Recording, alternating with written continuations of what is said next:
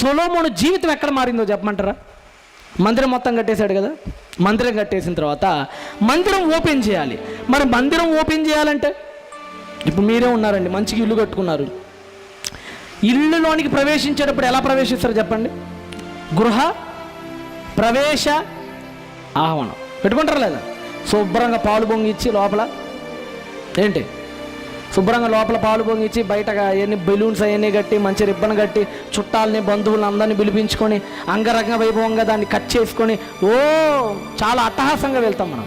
మరి అంత పెద్ద బంగారపు దేవాలయం కట్టేటప్పుడు అందరు రాజుల దగ్గరికి వెళ్ళేవాడు. రాజుల దగ్గరికి వెళ్ళి, సార్ అయ్యో సొలొమోను గారు వచ్చి కూర్చోండి, చాలా ఎండలో పడి వచ్చారు, కూర్చోండి సార్. కూర్చునేవాడు. ఏంటండి సంగతులు? మేము మందిరం కట్టామండి. చాలా సంతోషం రాజుగారు, ఏం చేయమంటారు? మరి మా మందిరం ఓపెన్ చేయడానికి మీరు కూడా రావాలి. మీ అందరి నడుమ మా దేవుడి యొక్క మందిరాన్ని మేము ఓపెన్ చేయదలిచాం, మీరు తప్పనిసరిగా రావాలి. అయ్యో ఖచ్చితంగా వస్తామండి. ఒక్కసారి ఒక్క నిమిషం అండి, ఏమైనా తాగెళ్ళండి, ఎండకొచ్చారు అంతే కదా. మనం కూడా ఇంటికి ఎవరైనా అతిథులు రాగానే ముందు మనం ఏం అడుగుతాం చెప్పండి?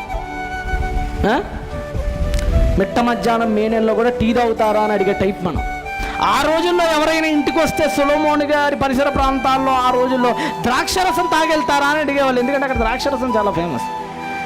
తాగెళ్తాను ఇవ్వండి అని చెప్పాడు. అప్పుడు రాజుగారు అనేవాళ్ళు, అమ్మా రాజుగారు వచ్చారు, ద్రాక్షరసం తీసుకురా తల్లి అనేవాడు కూతురుని పిలిచి.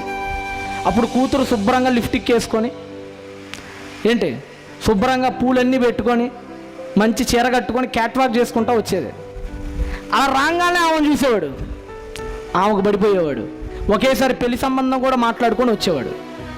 తూరు దేశపు రాజు దగ్గరికి వెళ్ళారు, సేమ్ డైలాగ్స్ మళ్ళా రిపీట్. సార్ వెళ్తారా మనం కాస్త ద్రాక్షరసం? ఖచ్చితంగా. అమ్మా రాజుగారు వచ్చారు, ద్రాక్షరసం తీసుకురామంటే ఇప్పుడు ఈసారి వాళ్ళ అమ్మాయి ఏమో క్యాట్ వాక్ చేస్తే ఆమె డక్ వాక్ చేసుకుంటూ వచ్చేది, అంతే తేడా. ఆమె లిప్టిక్ రాసేది, ఏమైతే శుభ్రంగా హైబ్రోస్ కూడా చేయించుకునేది, మంచి మేకప్లు వేసుకునేది, శుభ్రంగా వచ్చేది. ఆమెను చూసేవాడు, ఆమెకు ఫ్లాట్ అయ్యేవాడు. మొత్తం 1000 మంది రాజుల దగ్గరికి వెళ్ళాడు, 1000 మంది రాజకుమార్తెను పెళ్లి చేసుకున్నాడు, 1000 మంది భార్యలండి. సీన్ కట్ చేస్తే ఎంతమంది? 1000 మంది భార్యలు. రాజుల మొదటి గ్రంథం 11వ అధ్యాయానికి రండి. అంటే సాతాను ఎంత తెలివిగలదంటే ఈ ప్రపంచంలోనే తెలివిగల్లోండి.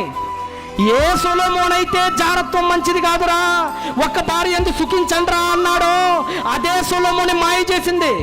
కామాతులు తగలవాడే వారిని ఉంచుకొని వచ్చును. అతనికి 700 మంది రాజకుమార్తెలైన భార్యలను, 300 మంది ఉపపత్నులు క్యాంకుబిన్స్, 300 మంది వైఫ్స్, 700 మంది. మొత్తం ఎంత అండి? 700 + 300 1000 మంది.